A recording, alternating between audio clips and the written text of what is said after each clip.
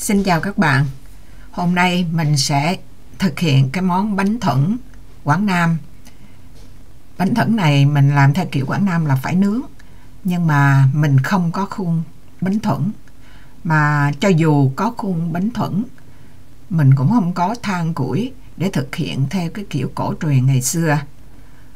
Nếu mà mình nướng lò điện thì rất là khó nở bông, vì không có thể giữ độ ẩm cho bánh nở.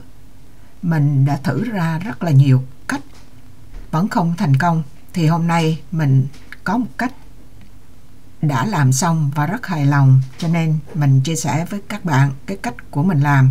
Mình làm với nguyên liệu rất là ít, một cái trứng, và cái loại tinh bột là các bạn có thể xài cái tinh bột của dông, còn hôm nay mình xài cái bột mì tinh, tức là tinh bột của bột mì á.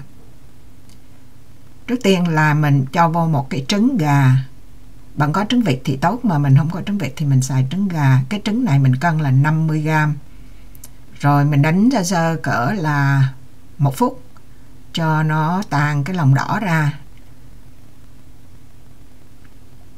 Bạn có thể cho liền chanh hoặc là tất cả cái vị cái chất gì mà chua vô liền cùng một lần với trứng cũng được. Bây giờ thì mình bỏ chanh này thì cỡ 1 teaspoon, tức là 5ml á. Mình vô mình đánh xong rồi thì tuần tự mình sẽ bỏ những đường rồi bột, chỉ có vậy thôi. Khi mà mình bỏ đường với lại cái chất chua vô một lần cũng được, còn mình bỏ tuần tự cũng được. Thì tổng cộng mình đánh này cỡ 3 phút. Bạn sẽ cần là 40g đường.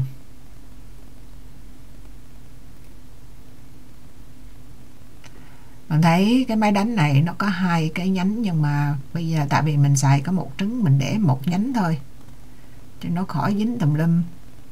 Bạn có thể bỏ đường vô từ từ hoặc bỏ vô một lần, không quá quan trọng, bởi vì cái công thức này thì mình xài có bột nổi, tức là baking powder. Nếu mà bạn không xài bột nổi thì các bạn phải đánh trứng cho nó thật là nổi lên. Mình cho vô tí xíu muối với lại tí xíu vani. Cái đó là optional thôi. Một cái trứng này nó quá ít, thành ra đánh vẫn nghiêng cái thau lại. Cái thau này cũng rất là nhỏ.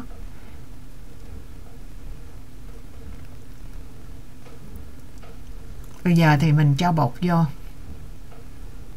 Bạn có thể đổ lần vô cũng được, không tới thì mình khuấy vài cái trước đó, cho nó đỡ bay bụi.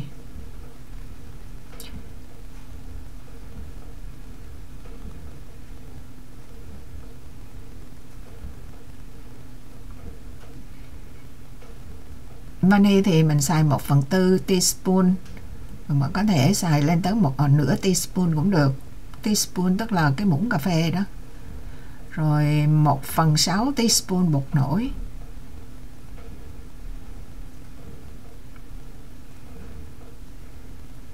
Cái này là mình đánh miễn sao cho khi mà mình thấy bột nó quyện vô trong cái trứng là được.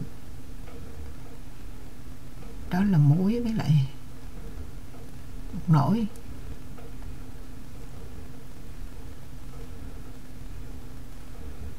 Đánh mà mình nói chung là trộn thôi, mình kéo lên mình thấy cái sợi bột á nó chảy thành dòng là được, nó không có lỏng lắm. Tại vì khi mà bạn xài tinh bột như vậy á, bột nó lỏng hơn. Nếu mà bạn xài bột mì mà với cái số lượng này bột rất là đặc. Còn mình xài cái loại tinh bột này á, thì tinh bột này mà không phải xài bột năng cũng là tinh bột, nhưng mà bạn xài ít nhất là wheat starch hay là tức là bột mì tinh á. Còn không nó bột bình tinh, tức là bột dông á, gọi tiếng Anh gọi là arrow starch. Bây giờ thì mình bỏ vô trong nồi này 1,5 cốc nước. Mình nấu nó sôi lên, mình bỏ vô cái sửng, rồi mình bỏ 7 cái chén nhỏ xíu này. Các bạn không có bắt buộc phải xài 7 cái chén nhỏ xíu như mình. Các bạn có thể xài 4 cái cupcake, cái chén, cái khuôn bự hơn. Mình thì cũng không có bắt buộc các bạn phải xài Instant Pot. Cái này chẳng qua mình nấu thường thôi, mình chỉ bật lên cái saute mình nấu, chỉ lấy hơi nóng nấu thôi, thành ra mình xài cái nắp thủy tinh này. Rồi mình chuyển cái bột vô trong cái bịch bắt bông kem. Cái này là để cho mình, tại vì cái khung nó nhỏ quá, mình lấy cái muỗng mình múc lên nó sẽ chảy tùm lum, thành ra mình chế ra mình bỏ vô đây chứ không có bắt buộc nha. Cái này là optional thôi. Mình bỏ rồi mình bóp vô, với lại mình dơ cao lên đó, mình không có bị nóng cái tay. Bột này nó lỏng á, tại mình nói xài tinh bột là nó lỏng hơn cái bột.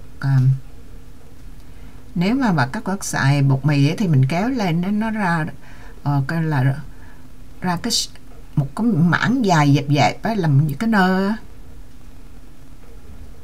Rồi bóp vậy nó cũng gần đầy chứ nó cũng chưa đầy hết, tại vì thiếu thôi, cho đầy cũng được, tại vì cái này mình cần nó bung lên, nó nở ra cái hoa, hoa phong lan. Tại vì cái nắp nó có cái lỗ, thành ra mình lấy cái cây mình chích nó vô. Mình sẽ hấp nó là 7 phút, mà không biết cái hơi nóng nó lên nó làm cái phone mình nó mờ đi. Rồi mình lấy cái cây á, mình chích nó, mình coi phần chích đó, để mình lấy ra phần chích đó là để mình khi mình rút ra mà cái cây nó sạch, tức là bánh đã chín rồi. Bánh này nó 8,5 cũng được chứ cũng không cần chín, bởi vì sau đó là mình sẽ đem nó nướng đi, mình chuyển nó liền nó qua bên cái tray để mình đi nướng. Tại vì bánh này bánh thuẫn của miền Nam, còn bánh thuẫn của miền Trung mình đó là nướng. Mà mình ăn bánh thuẫn của miền Trung mình đó, thì mình ăn cắp cái kiểu ăn gian kiểu này chứ không phải ăn cắp. Ăn gian cái kiểu là mình lấy, bạn thấy không, nếu mà có thoa dầu bóng lỏng bung lên là nó không có nứt mặt, còn mình để mình không thoa thì còn dính ở dưới thì nó phải nứt cái mặt ở trên ra. Cho nên đừng có đánh, đừng nên quét dầu ở trong này, láng quá không bung ra khỏi cái, nó bung dài lên lắm.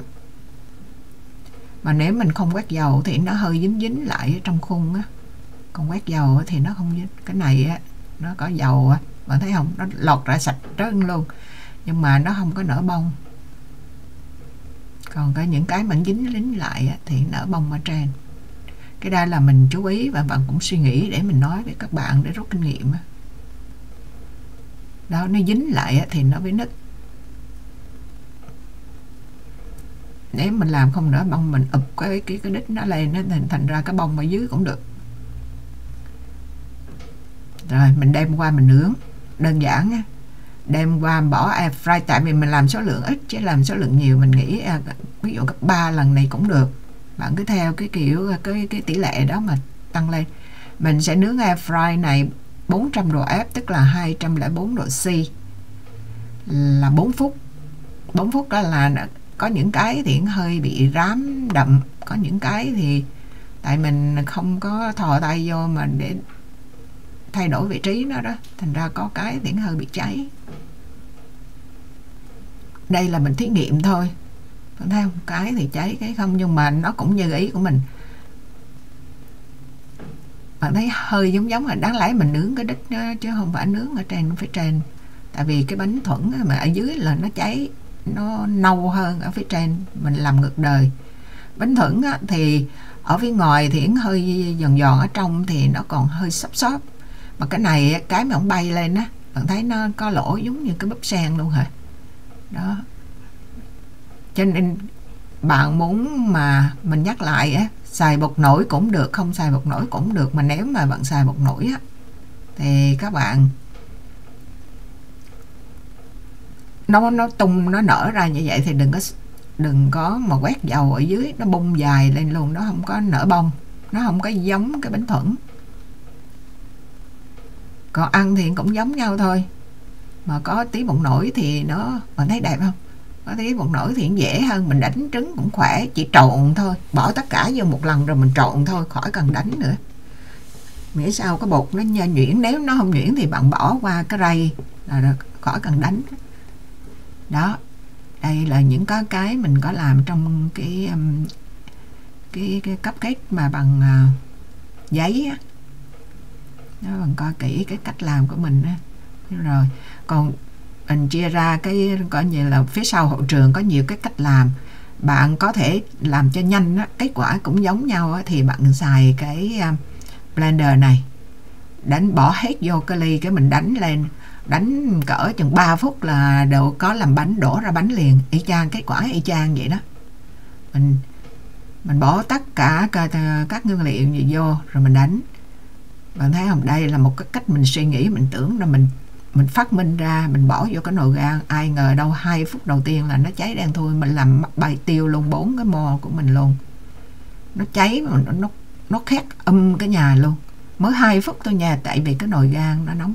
Rồi cái cách này á, mình cũng tưởng mình chế ra được là mình lấy một cái khung, mình đổ bột rồi mình úp cái khung kia lên để mình giữ cái hơi ẩm lại. Nhưng mà mình đậy nó sẹo, hay là mình vì cái lý do nào đó nó không nứt cái mặt lên, mà nó ra gần giống như là bánh, không biết cái bánh gì, cái cookie cũng không phải, mềm quá, gỡ cũng không ra luôn. Tại vì mình tưởng là để cho nó ở dưới nó đóng lại á, nó không bung lên, mà bung cái mặt, ai ngờ mặt cũng không bung mà ở dưới cũng dính luôn. Rồi đây á là mình xài, mình có cái liner, tức là mình để một cái cupcake mà bằng giấy ở phía trong để nó giữ lại, nó khỏi bay lên dài mà ra cái lỗ như bông sen hồi nãy các bạn thấy á. Thì làm này á, thì nó nứt mặt ra cũng gần giống bông lan phải không, nhưng mà cái cánh nó to quá. Cái bánh thuẫn của mình á, thì nó cái khung nó nhỏ hơn. Mình chia sẻ tất cả cái này, 4 cái bánh này á, thì nó cũng bằng 7 cái bánh nhỏ, cũng là 1 trứng.